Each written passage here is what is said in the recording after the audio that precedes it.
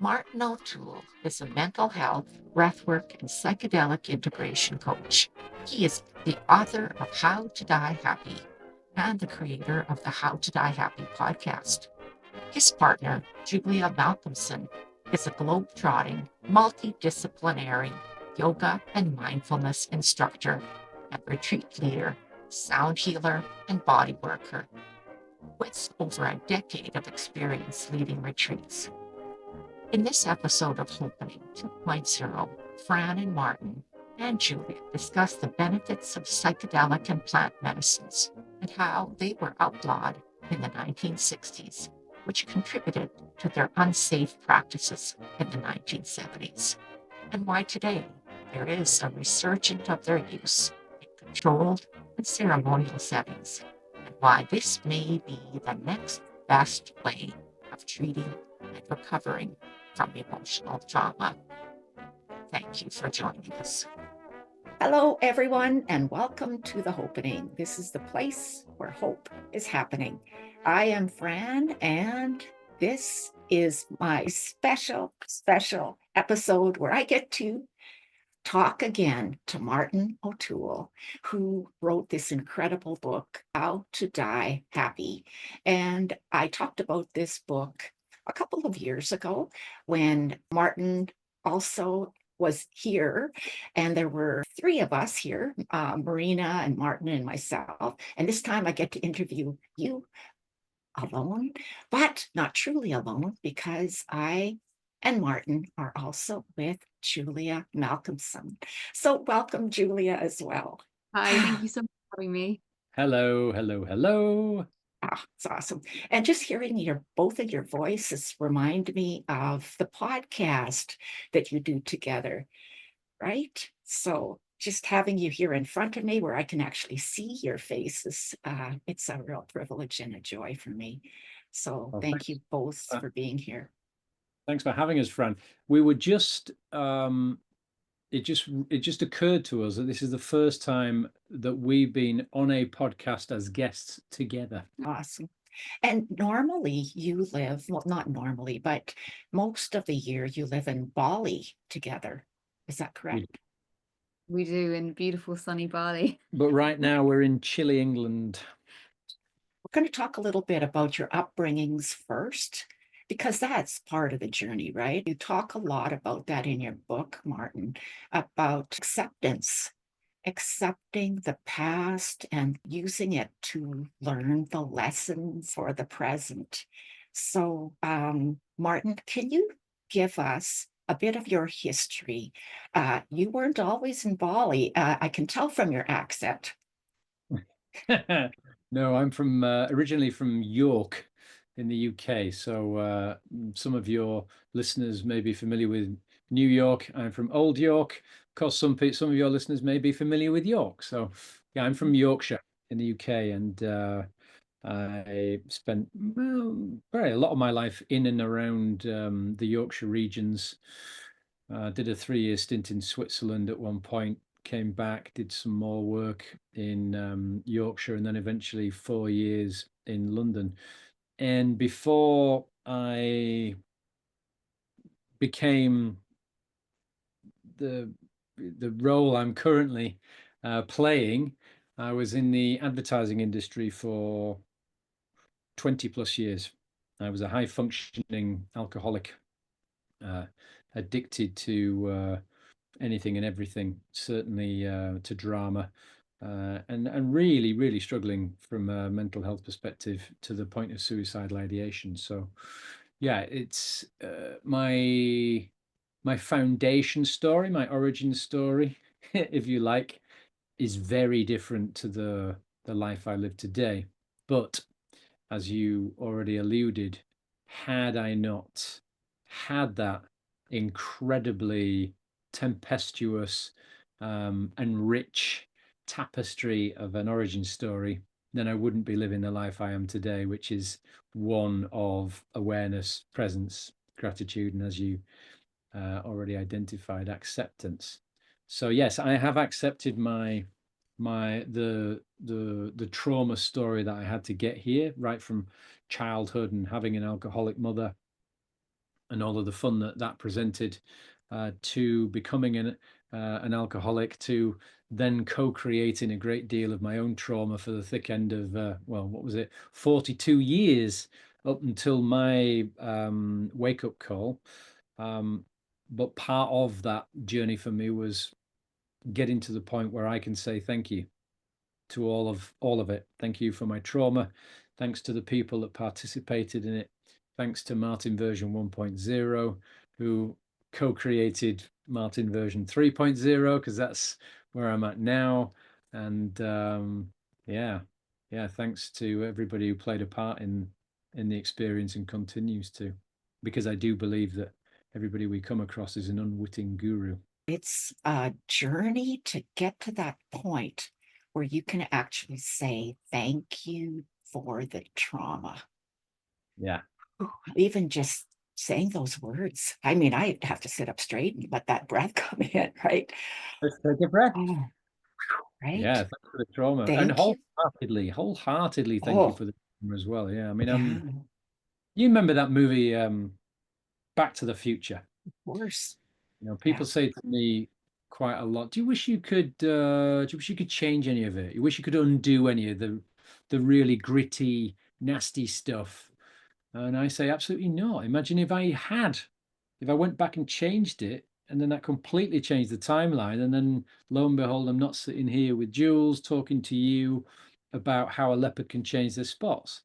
You know, so no, I'm grateful for every moment of it, the good, the bad, and the ugly. Ultimately, that's all about perspective, isn't it? Well, thank you. And Julie. So, Julie, I wasn't able to interview you last time, right? It was mainly about Martin's book, How to Die Happy. But that was probably 3 years ago or so that we interviewed Martin. So in that amount of time, you were already in Martin's life. He dedicated his book to you. You do various types of meditations throughout the book at different chapters, the box breathing, and just different types of really beautiful meditations. And you also did the end credits. So I'm not sure about your story. I have not heard your story before, but I think it's super important, because how could a guy like Martin, right, who had a whole bunch of trauma over here and suicidal and alcoholic and, don't marry the guy or don't get together with the guy that has all this baggage, we're women are told that. We're told that. Leave those guys, right? There's others that are more predictable and dependable and not womanizers and all of that. So, Julia, what's your story? My story. Thank you. But that I from a very early age have traveled. So from the age of 3 months, we moved as a family to Kenya.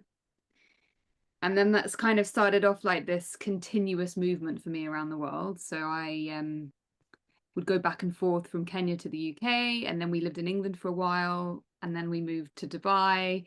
And as a child, like I remember very clearly when we got told we were going to move to Dubai, like no one knew where it was, and I hid in bed for like a day because I didn't want to go. But whenever we would move somewhere, I'd very quickly make it home, and then I'd never want to come back. And then from the age of like 13, I got sent to boarding school. So as a really young girl, no, not the age of 13, the age of 9, excuse me. So from the age of 9, I was traveling with my sister back and forth from Dubai to the UK, going to boarding school, then traveling back again. And I think when I look back on that now, like I can really see the actual trauma that causes within, because now that I know more about traumas, when I can now see how that upbringing, what it did to me, and in the positives and the negatives, you start to see like these patterns of what that did.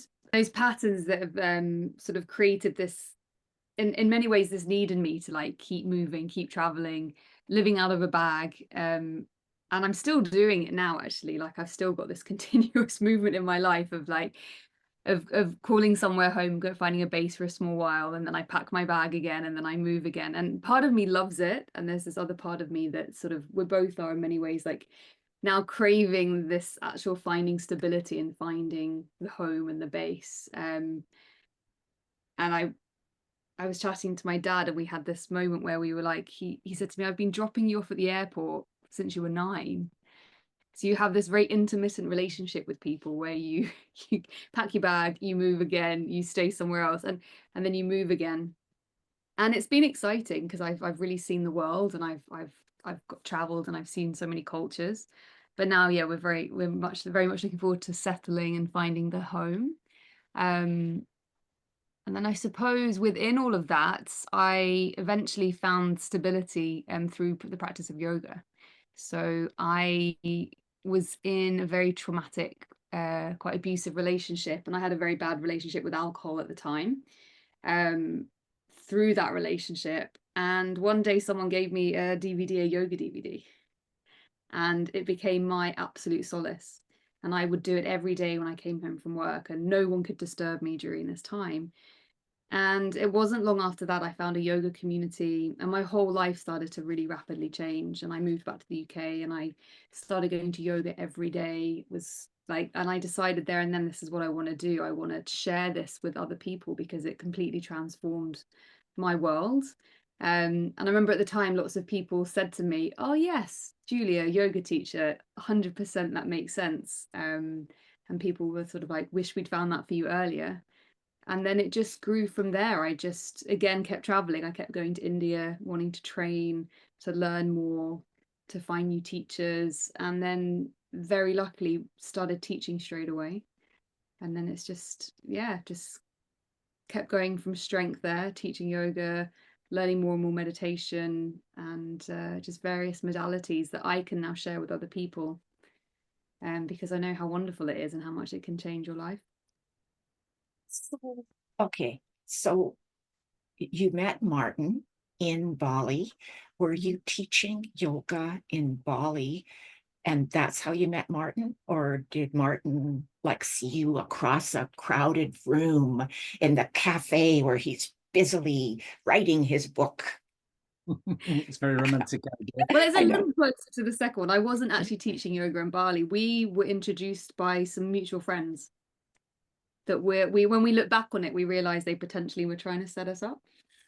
Yeah, I'd just come, so I'd been in Peru working with various plant medicines in the Sacred Valley, and then down in the jungle with the Nokikuin tribe. I was working with the ayahuasca and San Pedro.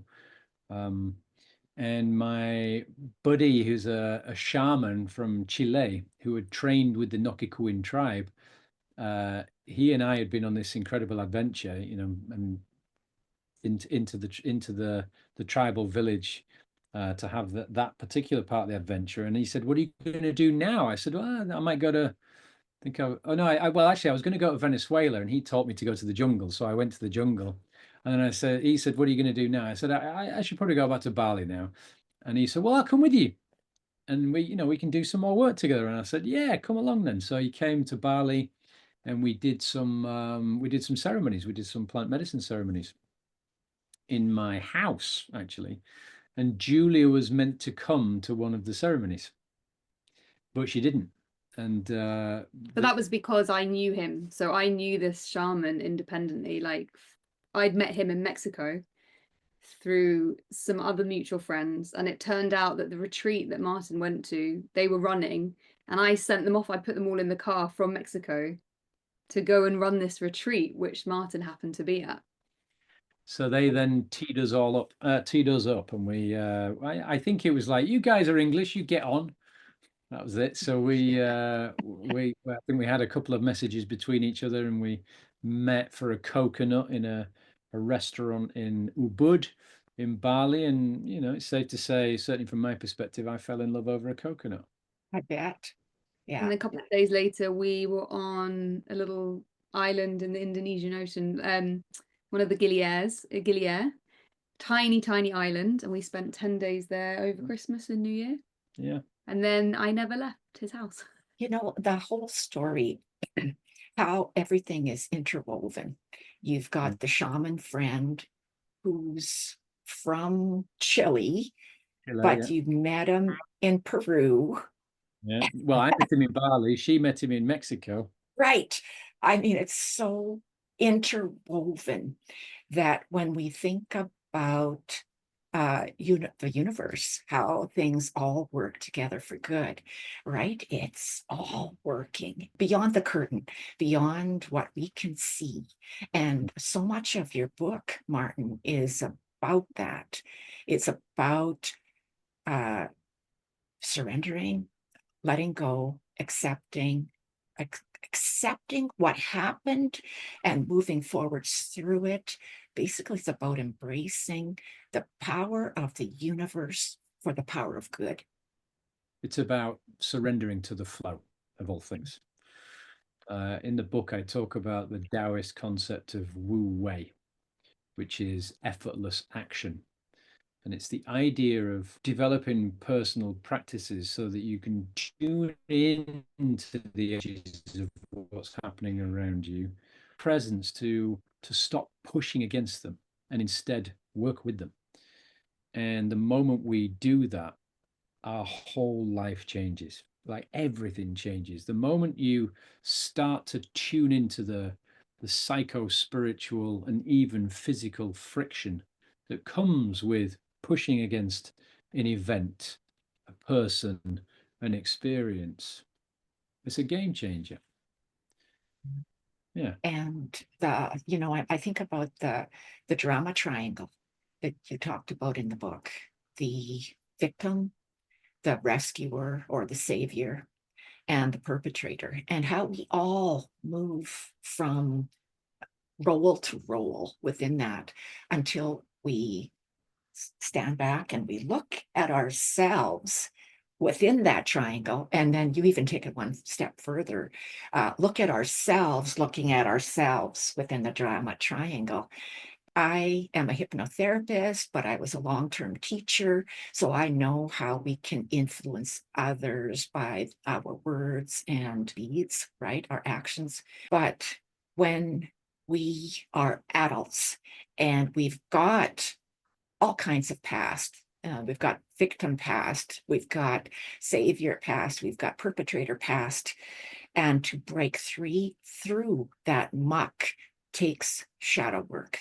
So let's talk a little bit about shadow work and how that all plays into maybe your shaman friend and the retreat that you have coming up very soon. The two of you are doing a retreat in Peru. So what is shadow work and why do we need to dig down and get dirty? One of my favorite subjects. Do you want to talk about shadow work then? Yeah, I mean, we can both talk about it, but for me, shadow work is a lot about recognizing the multifaceted being that we are, and that every part of us needs to be incorporated and needs to be held and recognized. So and if you want to call that your shadow or your light side, whatever that is, we can't just have one and not the other.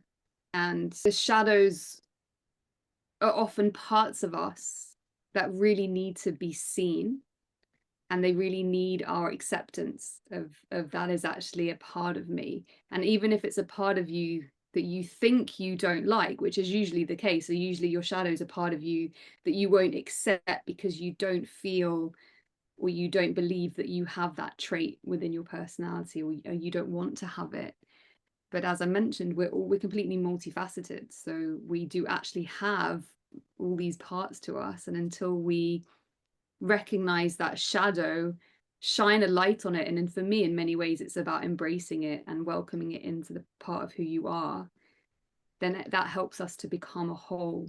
Whereas if we're continually shunning the shadow and saying, I don't want to see you, I don't recognize you, and I don't want you to be part of me, then we could never actually truly be a whole. Yeah. Beautifully put. Shadow work derives from the Jungian concept of the shadow self. C.G. Jung's a very famous Swiss psychotherapist and psychoanalyst who trained under Freud, actually. So what can I add to what Jules said? Well, I like to say that skipping shadow work's like skipping leg day at the gym.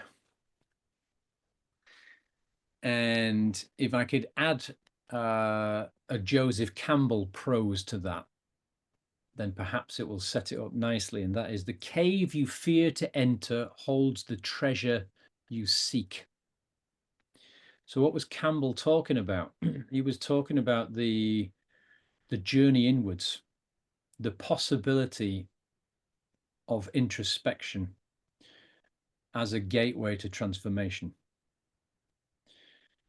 We cannot fully heal unless we do shadow work, unless we enter that cave, unless we integrate these parts of ourselves that Jules talks about. So, but shadow work isn't pleasant. It's not pretty. It doesn't smell nice. It's dark. It's damp. It's painful. There's fear in there. There's shame. There's anger. There's resentment. There's regret. There are all of those past stories that we do not want to revisit. Things that were done, well, some people might say done to us. I might controversially say done for us. What I mean to say is done for our opportunity of growth, but also things that we did. You know, we're not all victims. We are all, as you identified, we've also been persecutors. Each and every one of us has been a persecutor in some way, shape, or form, just as we've been a victim, just as we've been a rescuer. Accepting that is a big deal. And this is what Julia's talking about, this idea that we all have a shadow self. Embrace it. That's not to say, oh, well, you know, I had murderous thoughts, I should embrace the idea and continue to have murderous thoughts. That's not the point. The point is to say, I have had this broad spectrum of thoughts. I have had this broad spectrum of behaviors. It is going to be better for me and everybody around me if I actually accept that. And well, obviously, it's up to the listeners how much they choose to accept and then share that. I wrote a book, but I'm not suggesting we all have to do that. Obviously, on our podcast, we talk about my myriad adventures and my shadow's myriad adventures. Certainly in the past. I mean, I don't think there's a need in the integration of shadow work. There's the point isn't to then say I am this and I must identify in this way. The point is to say I have been that. Now, having accepted that, the good, the bad, and the ugly, which parts of me am I ready to say no longer serve me? And which parts, even those shadow parts, am I willing to say, well, they still are a part of me, and I could probably apply them in a more healthy way to my direction forwards. So as you talk about shadow work, I'm reminded of 12-step work. I come from a 12-step background as well. And so as part of the steps, right, as you know, after acceptance and surrender, you write a searching and fearless moral inventory of yourself. And at one time, when I sat down to do that, I wrote, there's nothing wrong with me. That was the first thing. There's nothing wrong with me. It's everything is wrong with whoever else. And at that point, all of these thoughts started coming in, and it was like, oh yeah, right? Do you remember about how you do this and this? And I was crying. I was like halfway down the page, crying and just thinking, right, I'm just terrible. I'm like, there's nothing good about me. Right? I went from nothing wrong with me to nothing good about me. And then it was a change again. Let's take a look at that again. Do you really believe there's nothing good about you? And the It came in, and it was like kind of like what you talked about, the flow, um, the flow of acceptance, Effortless action. that Yeah. effortless action. It just happened. I think because I made myself available to it. You know, just speaking to that as well, the true act of letting go, the true act of surrender is not to give up. Misunderstood, frequently misunderstood concept. It speaks to exactly that which you just mentioned, and that is just to drop it. That's what true surrender is. It's to just to cease and desist from pushing, from holding up. And we're talking about energy really now, in a way. We're talking about the psycho-spiritual metaphysical idea that all ideas are energy. Thought forms are mental prisons. They're energy. So the more we hold on to our idea that this should be right, she shouldn't do that, he shouldn't say that, people shouldn't behave like that, we're holding on to thought forms. Mental models is another way of looking at it. Well, every mental model we design and hold on to takes energy. So little do we realize, but we're exhausting ourselves just with our box of beliefs. Well, and that, I mean, with those beliefs, often they've of course come from somebody else, they've come from society. And that's why sometimes with shadow work, a lot of the issues with when we say shadow work is people think negative. They think shadow is bad, dark, bad. So we have that kind of good, bad vibe going on. And a lot of that we've inherited from other people. So something that we might consider to be a shadow is because that was projected onto us from a really young age. I mean, even if you think about like the whole good girl complex, like I have to be good, the good girl, the good wife, the good daughter. I can't be angry. I can't be loud. And that's often what gets projected. I'm talking on on the side for women here, but like Yeah, it's universal. So then we think, oh, that's a shadow because I'm a woman. I'm not allowed to express my anger. I'm not allowed to be that version of myself. So then in those terms, it becomes a shadow self because we reject it, because we've been taught to reject it. Whereas actually, when you really come down to it, it's not negative or bad. It's just another, again, the facet thing that I mentioned earlier. I think that we can start seeing shadow work of taking out the good and the bad and just embracing it is what it is. Yeah, and you've opened up a beautiful Pandora's box there about the concept of perspective. Who gets to say what's good and bad? Mm-hmm. Now, don't get me wrong. I think we can all agree on some universal basics here, but there are 50 shades of grey in between. So that's another sophisticated nuance that we really want to get our heads around when we start thinking about mental models, because as Julia alluded, many of our mental models were imprinted on us. Bring it back to your question about shadow work and how it relates to our retreat and how my rambles relate to this retreat we're doing in Peru. They're all connected, no surprise. I mean, people ask me what I do, and I think if I could sum it up in a sentence, I would say I help people liberate themselves from the machinations of their own mind. Let's unpack that. What does that mean? Well, I'm not a healer. Jules wouldn't call herself a healer either.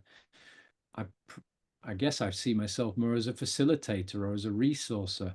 I've got some tools, and I'm going to help you uncover, using some of those tools, more tools inside yourself to liberate yourself from your ego, from the monkey mind. And when I say liberate yourself, I mean true self. I mean self energy. I mean conscious self. Some people might refer to that in different ways, from soul to Buddha mind to Atman, you name it. There are lots of words for it, but essentially what we're talking about is the understanding that you are not the voice in your head, you are the observer, the witness, and therefore what we're talking about and been talking about since we started this conversation is about cultivating the witness. What this retreat that we're doing is about integrating plant medicine, psychedelics, ayahuasca, San Pedro, Changa, DMT, for example, with yoga, with breath work, with a proper, robust, actually clinical, westernized psychedelic integration therapy framework, one-to-one and group, so that people can liberate themselves from the machinations of their own mind, and then take a daily practice home to Vancouver, LA, Lisbon, London, you name it, and take the lessons that they receive, the profound lessons that they will undoubtedly receive during these psychedelic experiences, and meaningfully integrate them back into their everyday life. I mean, thinking about it is just scary. Like having this conversation for me is scary. You two are a bit younger than me, Martin. I don't know, maybe you turned 50. 49. 49? Okay, so you grew up Yeah. in the 80s? Yeah, big hair. You grew up with big hair and blondie and right? That was, Yeah. but I didn't. I grew up, I was born in the 60s. And by the time I got to the late 70s, LSD, psychedelics, and all that had been outlawed. It had been used in the 50s and 60s, though, for helping people recover from different types of mental illnesses. So just can you hit a little bit on that? Because my experience with psychedelics in the late 70s and early 80s ended badly. So Yeah. just the idea of taking psychedelics again at my age is, it's not an easy thought. That little square that we put ideas into and check it off that, yes, Yeah. done it once, never again. That box. It's beautiful how you framed that. Actually, we were in a bookstore. Well, it was like a home store that sold books, wasn't it? In Surrey, in the south of England last week. And we met this wonderful woman called Rita, and she was 62, 63, I think. And she asked me what I did, and I told her I'm a psychedelic integration coach. And that usually sparks a conversation anyway. Jules was buying a book about the Japanese concept of forest bathing. So, she had an idea of our vibe. And she was talking about exactly the same thing, how she was part of, you guys were part of the psychedelic, the pioneering days of psychedelic use in the West. But to speak to it in a short period of time, in the 50s, they were already engaging in some groundbreaking clinical trials. Groundbreaking. There were trials in the 50s around tobacco use, alcohol use, OCD, actually, already, I think, depression, to name but a few. And these trials were coming back all big ticks. Psychedelics are going to heal mental illness, period. Right? And then coincidentally, well, of course, then unfortunately, it did go a little bit awry, didn't it? Tim Leary. Timothy Leary, I don't know if you know anything about Timothy Leary, but he was the guy famously who said, tune in, turn in, turn off, turn on, tune in, turn on, drop out. Now, so he was one of the famous agitators behind counterculture and the psychedelic culture, of course. But, prior to that, he was a Harvard professor. So him and Richard Alper, aka Ramdas, were tenured professors at Harvard. They had the cream of the crop in terms of academia job placements. And Tim Leary discovered psilocybin first. I think it was in Mexico, and he came back to Dick Alper, Richard, at the certain time, and said, "Brother, you got to try these." Now these are tenured professors in psychology.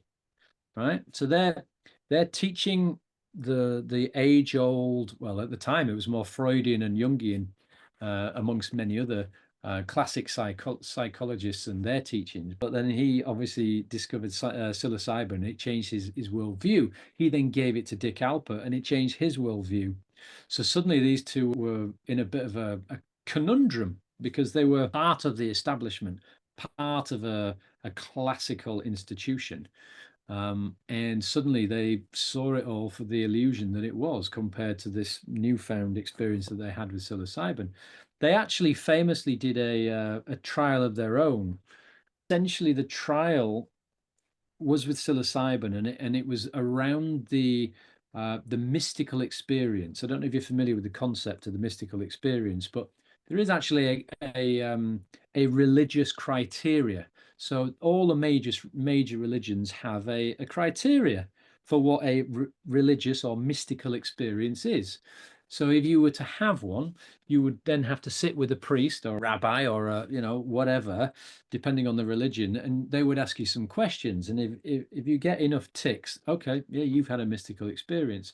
So that's what these guys did. And the lion's share of to cut to the chase, the lion's share of the people in the trial had, by Christianity's definition, just for example, they all had a mystical experience as a result of consuming psilocybin. So this was a big deal, because this suddenly presented psychedelics in a light that shook the institution. I mean, let's face it, what does this say? What does this say about an organized religion? Well, it argues that you don't need an organized religion. It certainly argues that you don't need all those middlemen. When I say middlemen, back in those days, obviously there were no female clergy, were there? So it shook the very foundations of the concept of organized religion. And as a result, lo and behold, these two got into hot water with Harvard, and they were kicked out. And that began this whole counterculture movement, which was shut down as a result of it getting a little bit out of hand. Well, two reasons. It got out of hand because people were doing some crazy stuff in your day, and you'll remember that. But also, Tim Leary and his whole revolutionary crew did start to say, actually, we've tuned in, we've turned on, and this is all bullshit. This whole matrix system, and there's a chapter in my book that says, was the Matrix a documentary? This whole matrix system is just designed to turn us all into tax producing slaves, and we don't want to do it, so we're going to drop out. Well, lo and behold, then Nixon launched the war on drugs, didn't he? And they outlawed psychedelics. And then there was a great deal of investment on a global level to strike the fear of God, ironically, into the hearts of anybody that might contemplate the use of psychedelics. So for decades, we've lived under a great deal of conditioning again, from the media, from government, from the medical industrial complex. Incidentally, those guys made trillions in the meantime selling antidepressants and antipsychotics and a bunch of other medicines that frankly none of us need and never did. I'm getting on my soapbox now, so I'm going to climb down. So that's a brief potted history of what happened with psychedelics. What's happening now is fascinating, of course, because finally the trials have begun again. They are already coming back to say exactly the same thing that was said in the 50s. The medical industrial complex is obviously getting involved in these biotechs that have developed these synthesized versions of psilocybin or mescaline and DMT and psilocybin. What's happening now is people are waking up to the legitimate healing power, and I will say transformative power. I will go on to say life-changing power of psychedelics. And the final thing I'll say is they're not drugs, they're plant medicines. Martin, you wrote a book, and it had all of this good stuff, right? Once you get past the history part of your life story and all the trauma that was there, you've got chapters on how to die happy by living living right now, here and now, happy, living in such a way that you build happiness within your life right now, so that when somebody writes your eulogy in such a way so that they can say you embraced life. But if we were to get back to thinking about psychedelics, I'll ask Julia this, because you've written a book. You're out there, but Julia, you're a yoga teacher. You're helping him with this retreat, doing your skills, which are yoga, meditation, breath work. That's your skill set. I know, Martin, that you tried it and you're honest. Like you're kind of like that kind of a guy, right? It's like, don't just touch one foot in, like a toe in the water, just jump in. But I'm thinking that Julia's probably a little bit, a little bit slower to, right? Less impulsive. So Julia, what are your beliefs?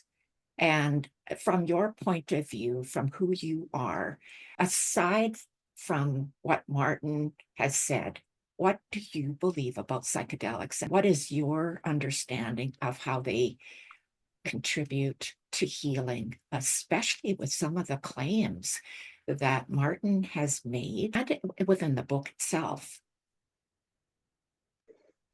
Yeah, of course. So the psychedelic journey for me has been a much slower one than it has for Martin. I haven't worked as intensely with psychedelics.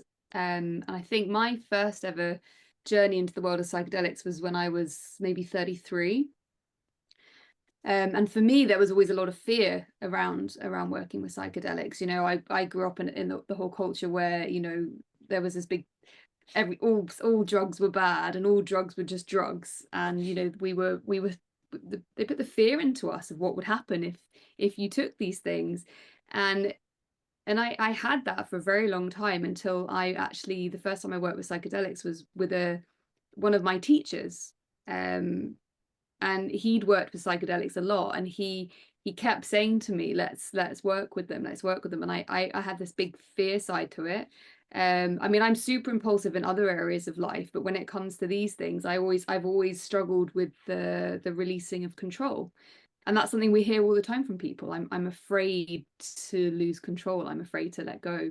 And I think that was a big factor with me with psychedelics. But I actually, with this teacher, I was like, yeah, I'm gonna do it. I'm gonna join you in this. And it opened up a whole nother, I wouldn't necessarily a whole nother world. It's almost like it allowed me to tap into another world, another dimension, another facet, which I know I can also tap into through working with meditation, through yoga, through these other practices. But with those practices, I've never got in as deep, or it takes me a lot longer to get to some of the way. But I could immediately see this alignment of these practices. And I kind of experimented and worked with more psychedelic work when I was in Mexico, and was able to fully connect into what I believe to be the source. So the oneness, the creation of all that is. And, when I'm talking more about ayahuasca, I would say she, this incredible feminine energy, this feminine being of creation. And I'm suddenly able to tap into this oneness. And I would get a lot of lessons of reminding me how we're all connected and everything is a web. And I remember once having this experience where I was being reminded of every single encounter I had over like this huge stretch of time. But all I was seeing within each of these interactions was one word or one emotion, but how they all link to show me this path to where I was now.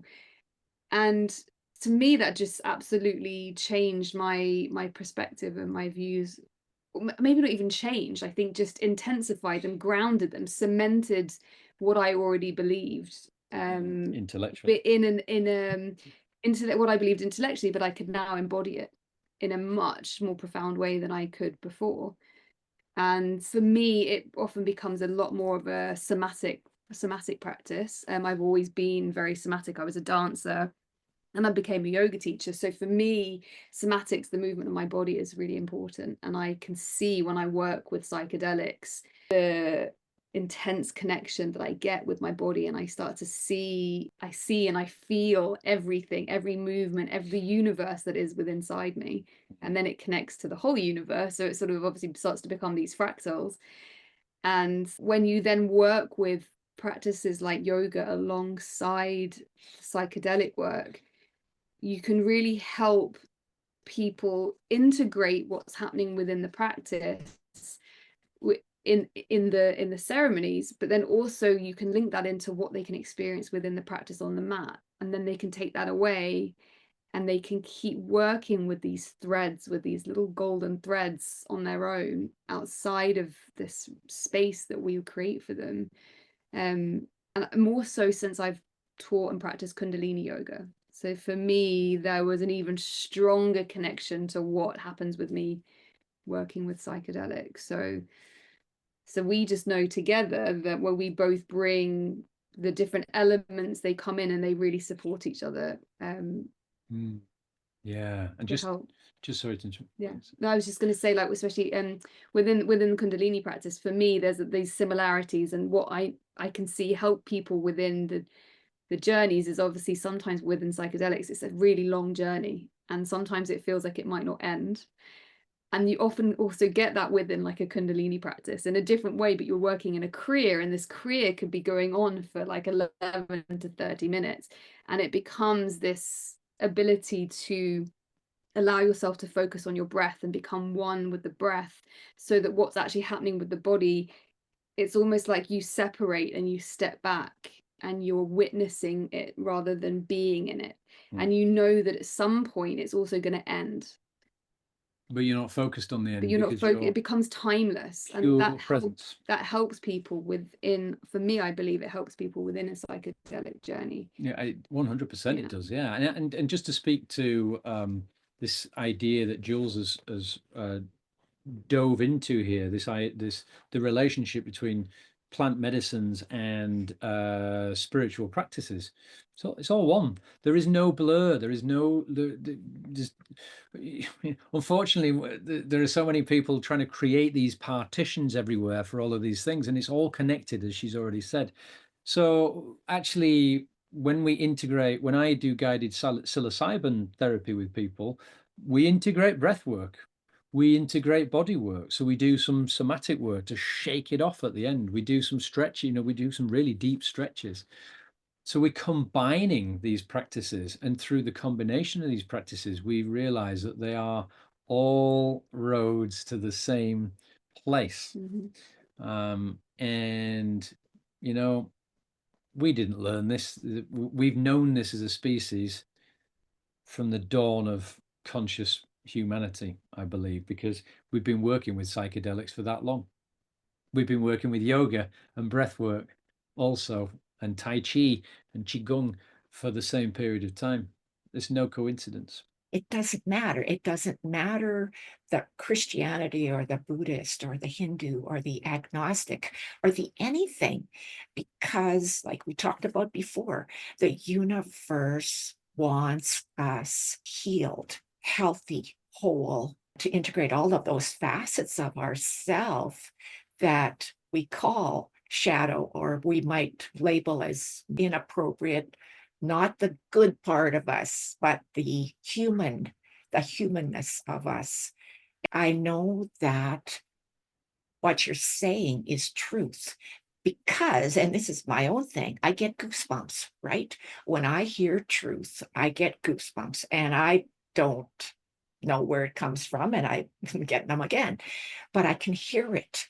My soul, I guess, my soul knows truth. And so, yeah, when we talk about non-linear paths, the spiraling and things all come together and work together, I think that you're right about these psychedelics, even though I'm afraid to say it. I think that there's truth in there because of the nature of it being on the planet from time immemorial. Like Right. even Growing in the meadow down the road. exactly. Or was it in the Garden of Eden? You don't know, right? We don't know. We weren't there. We were only handed these traditions down. Was it in the Garden of Eden? It could have been. So you've talked a bit about psychedelics and what they do for you. For me, it's kind of like ripping the scab off, right? If you want to know what's really going on underneath in this wound that starts to smell, it's starting to ooze, you better rip that scab off and take a good look at it. So I'm sure that everybody's experience is different. But how would you take just an ordinary human like me, just driving my earth cart here, with the monkey driving behind me, telling me where to go? How do you take me through a retreat when I come there, like being so cautious because of past experiences that had nothing to do with, ancestral ceremony? Yeah, no, that's a really great question. So, well, I'll begin and then hand over to you if that's okay. So we're going to work with a couple of shaman from lineage in South America. So that's the first point. So actually, we are going to be working with people who have been working with plant medicines through all of their generations. They are countless generations of shaman. But what we're combining with that South American spiritual practice is Eastern spiritual practice with yoga, with breath work, alongside a more contemporary spin on breath work, because I'm also a trained breathwork facilitator. Then bringing in a cherry-picked smorgasbord of Western clinical practices. So I went off and retrained after I wrote that book, and I became a certified counselor, and I see as certified psychedelic integration coach, breathwork coach. Done a bunch of training in compassion focused therapy and trauma informed this and somatic experiencing. I continue to train now. I don't think that's ever going to end. And all under the overarching field of transpersonal psychology, which is the field of psychology that takes into account your spiritual dimension. It's the science and the psychology of consciousness. So what we're doing is we're gonna begin this retreat before the retreat with psychological assessments, very in-depth psychological assessments of every participant. I'm going to do a one-to-one preparation online with every one of the participants, which is what, nearly 10 I think we've got so far. 2 places left, by the way, if anybody's interested in this. So I'm going to do a one-to-one with every one of those, where I'm going to combine the psychological assessments. I'm going to have a good idea of their story, certainly enough to start the conversation, to answer any questions they have or concerns they have about these experiences, to prepare them for the actual medicine experiences, what this medicine's going to bring versus what that medicine's going to bring, and to help them to hone in on an intention for this medicine work. If you do real work to hone in on an intention, then in all likelihood, you're going to receive the answer to that intention in your psychedelic experience. So all of this to say that there's a great deal of preparation to answer individual and ultimately collective fears, because then we're going to do a group preparation session when everybody gets to the Sacred Valley. Then we're going to drink the medicine early on, and then we sort of hand over to Jules to begin the physical facets of integration first and foremost, I suppose. Is that safe to say?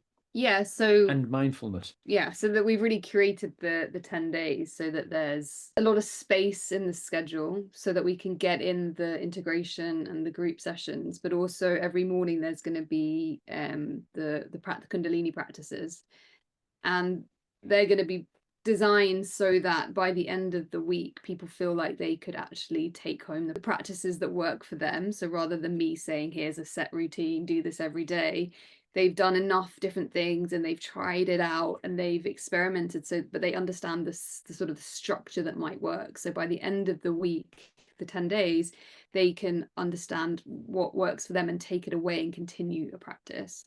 And the way that's also structured is that it kind of lines up a little bit with how the retreat works. So what medicines we're doing. Some days we're going to be hiking, then we do another medicine. So the practices in the morning are to kind of sort of reflect what's going on in the rest of the week. Often retreats can be, if they're plant medicine based, often the other elements of the retreat can kind of be left aside as being not as important.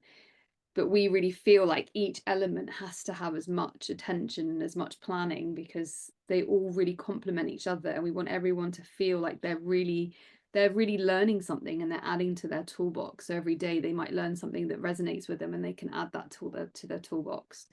And along with that, we're really creating a space, an environment in which everyone can understand that they're in this container together. They're going through this journey together. They don't have to do this individually.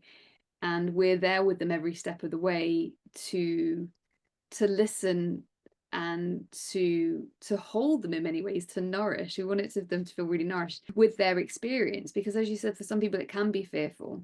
So if we have created this in the right way, that when they come in, they can be held in this container and share their experiences and bond and build a community, build a tribe. So they move through these 10 days together, and when they leave at the end, they feel like they've got a new tribe.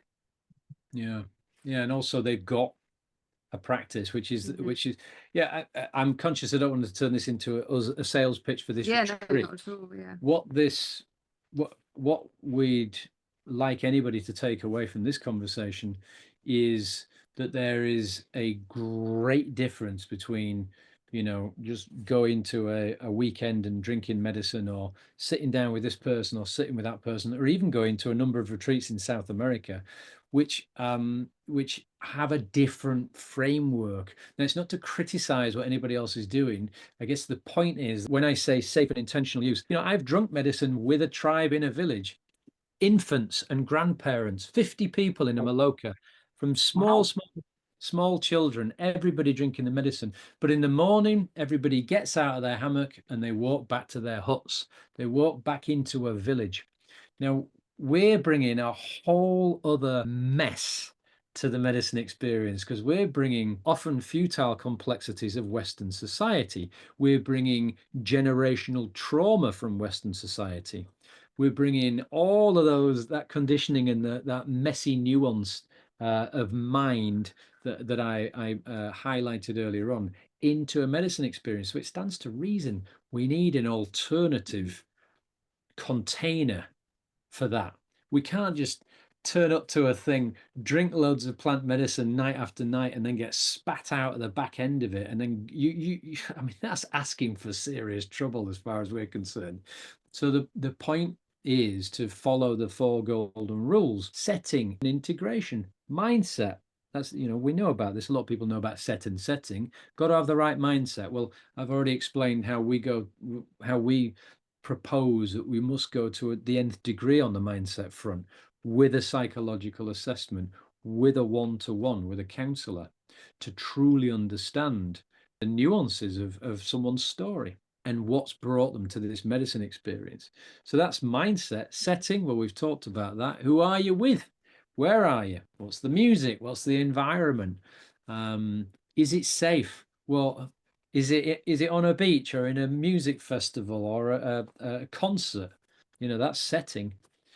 Who's guiding you? Because that's a really important thing. And unfortunately, with the exponential growth of interest in psychedelics, there are a lot of people running around streets in certain parts of South America, grabbing tourists and saying, "Hey, I'm a shaman. Do you want to come and do some plant medicine with me?" And they're not. And finally, integration. And we've talked about the importance of that. So fundamentally, what we're talking about here is putting people into a super safe container. First timers, most of the people joining us on this retreat are first timers, who can legitimately feel safe and secure, not just because of the shaman, but because of the facilitators who have got a personal and a professional story around the safe and intentional use of plant medicine, but also around the integration, the psycho-spiritual integration. You know, psychedelics aren't a panacea. They're not a magic pill or a silver bullet. And if anybody thinks they're going to drink ayahuasca and everything's going to suddenly improve in their lives, and they've got another thing coming. I didn't do that. I did a lot of intensive work with plant medicine, but I was also learning how to meditate, and I was also learning yoga, and I was also attending sound healing and silent retreat events, and I was also learning how to do breath work. And for me, this is why I don't believe that we should have one being better than the other, or don't do this, do that. That's not the case at all. Ultimately, there are myriad modalities out there for us all to pick and choose. So the only way you're going to work out which one's good for you is if you try it. But my experience personally and professionally is how you optimize the outcome of a psychedelic experience is if you combine it with mindfulness practices, and then you bake that into your day. So then you don't have to be drinking ayahuasca every month. That's not the point. Maybe every 6 months or every year, I would recommend. That's a really great idea for a lot of people. But in the meantime, you can do the yoga practices or the breathwork practices that Jules has talked about. Like I said before, we can rip that Band-Aid off, but if we don't tend to the wound, right? If we don't find out why it got infected and tend to it gently every day, mindfully, with self-care for ourselves and for others, because we live in a world with other people. We're not going to live in a jungle unless we're born in, unless that's our place. But I live in this little northern town in Canada, and I need to be able to come back and use what I learned in order to become love, in order to be a person of love, not just for others, but for myself as well. So I think you explained that really well. Mark. Yeah, and speaking to that point, Ramdas said, all I can do to help you is work on myself. All you can do to help me is work on yourself. So with the medicine experience, I mean, the psychedelic plant medicine is absolutely going to take you to the root of your trauma. That's the point. The cave you fear to enter holds the treasure you seek. Get in the cave, do the work, mine the treasure. But there will be an inexplicable, beautiful ripple effect as you go back to that northern town in Canada or to the city, and suddenly you continue to do this work on yourself. You change your frequency, you change your vibration. People suddenly say, what has happened to you? I want some. Or of course, there are the other people who are not in the right time to want to do the work, and they're actually triggered by people healing themselves, and of course they say, what's happened to you? I don't like it. Well, that's beautiful. That's part of the lesson and part of the experience. But what we find time and time again is, and it's incalculable, isn't it, the ripple effect of somebody healing their trauma and then going back into a community and being a new version of love. It's funny when you say about the right timing. The right timing of something, because I remember, I mean, a long time ago when people would talk about ayahuasca, and I'd always be like, ugh, I'm just not interested. And I'd always be like, oh, because I travel a lot, and a lot of people travel to do that, and I'd be in South America, and you'd always hear people saying, I'm going to do ayahuasca, and I'd always be like, oh gosh, it's such a travel cliche. I'm gonna go and work. And now you're doing a podcast. Yeah, but obviously at the time it wasn't my time. Right. I wasn't called to the medicine. I wasn't ready to work with it. I wasn't at that space. Right. And then suddenly I'm being invited to do a ceremony, and I was like, oh, okay. Now it's come to me. It's suddenly in my frequency, and I'm ready to work with it. But when I wasn't, like, I was like, oh, I'm just not. I thought badly of it. It was it's interesting how that energetic suddenly shifts when you're ready to work with it. Yeah, and it highlights the whole story of good, bad, right, or wrong, doesn't it? Yeah. You know, ultimately, who's to say it's right? Who's to say it's wrong? I have absolutely no judgment of anyone and where they are on their journey, because as we've discussed, and as my book outlines, and many interviews that I've done since publishing that book, I I was the Walking Dead for 40 odd years. I was completely unconscious. I was completely unaware of all of the wounds that I had that I was taking out on everybody else around me. So it would be beyond hypocritical for me to judge anybody else for where they are on the journey. And by the way, I'm still a human having a human experience. I'm not an enlightened being. I'm not a guru. I'm a man on the mend. So the point is, it's not about anybody being higher or better than anybody else. Ultimately, we are all just walking each other home, as Ram Dass said. So actually, if we could all embrace that concept, we'd all the world would be a peaceful place, wouldn't it? And like you said in your book, all the world leaders should spend at least 10 ceremonial sessions taking some type of ayahuasca or. And the Secretary of State and all the Oh other gosh. secretaries of whatever. Right. If all world leaders did that, imagine if the next G20 they had an ayahuasca ceremony. Wowzers. Would that, that is not out of the scope of potential reality. I can see that happening. I can see it happening. I And would co-facilitate that free of charge. oh, that'd be awesome. Yeah. So how can we find out? Do you have a website, or where can we go to find out information about your retreat in Peru? Yeah, well, actually, it's on my website, isn't it? Yeah. martinotoole.coach/retreats. But then they can also find me on Instagram, Martin O'Toole, or they can find Jules. Yoga with Julia Louise. Yeah, so and both of our Instagram accounts have all the details for the retreat as well. Yeah, and obviously we've only got 2 places left on this one, so and podcasts are timeless. So, but we fully intend to do at least one of these every year, if not more. So, and different kinds of retreats. It doesn't always have to be psychedelic retreat. It could be a yoga retreat, could be meditation, could be breath work. What we know is that there are a lot of people in the world that need help with liberating themselves from their story, and we are very fortunate, nay, blessed, to be in a position to be able to offer that in a few different ways now. So as I think we discussed this in our last episode, Fran.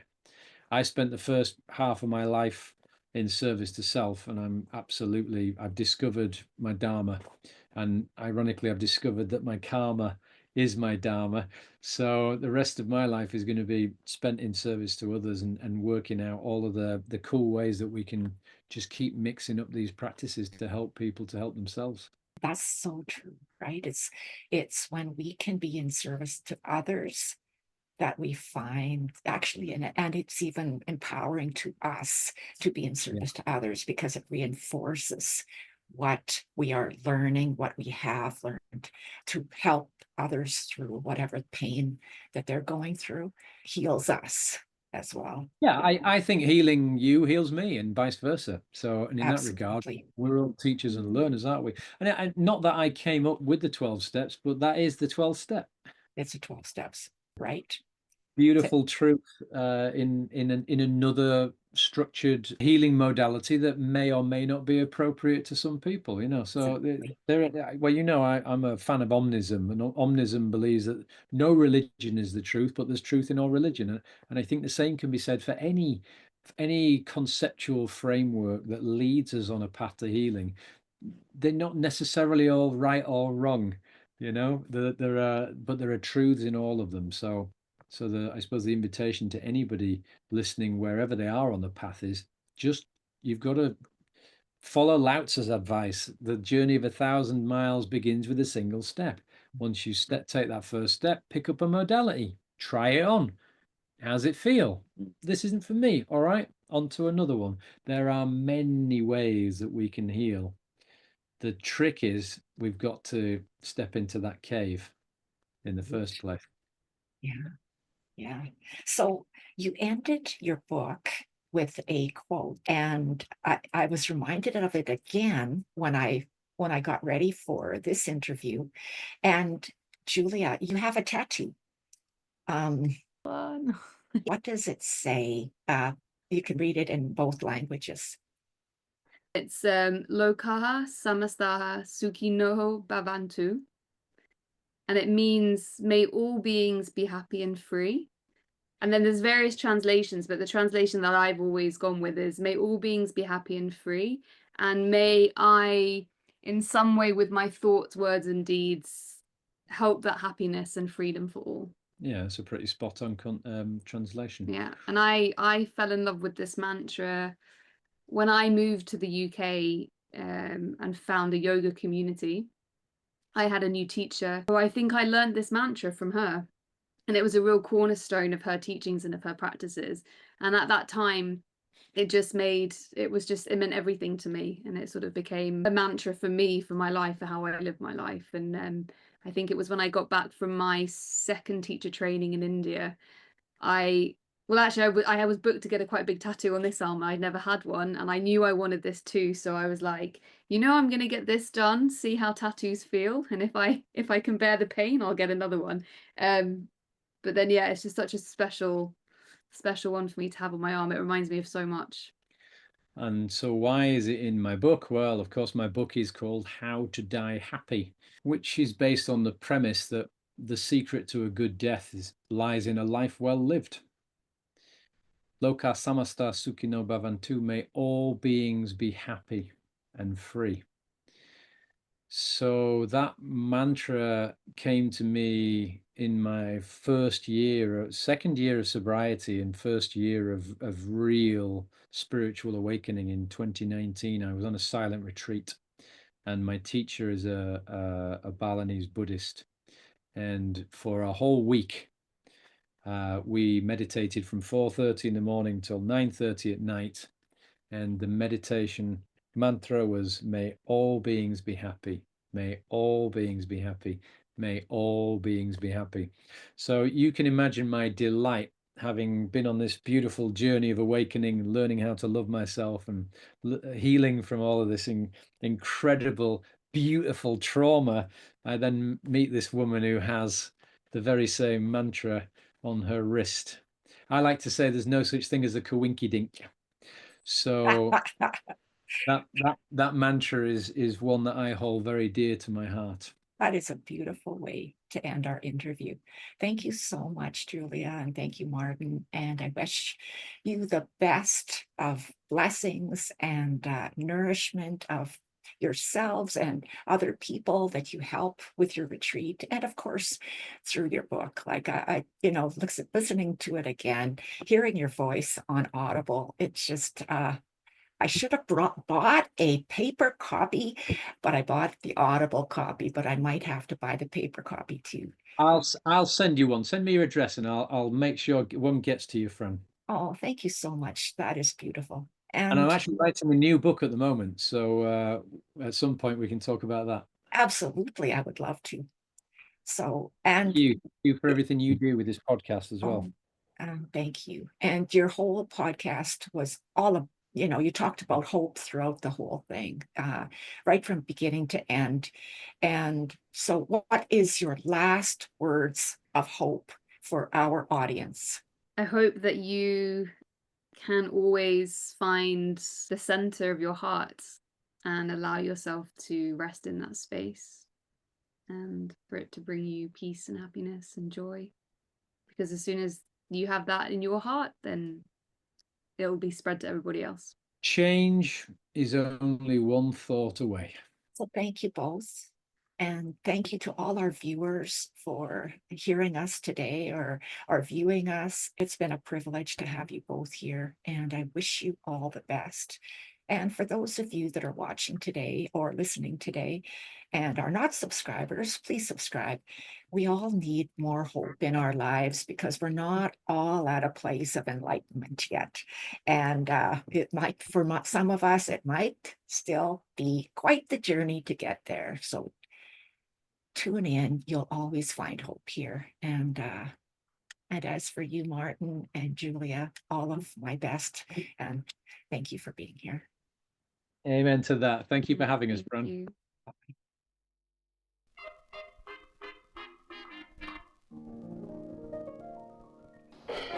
If you've ever been curious about hypnotherapy or wondering if you could be hypnotized yourself, check out Fran's website where you'll find a free, no strings attached quiz at inhealtherapy.com, or check out some of her free hypnosis meditations at lnk.bio/inspired healing hypnotherapy.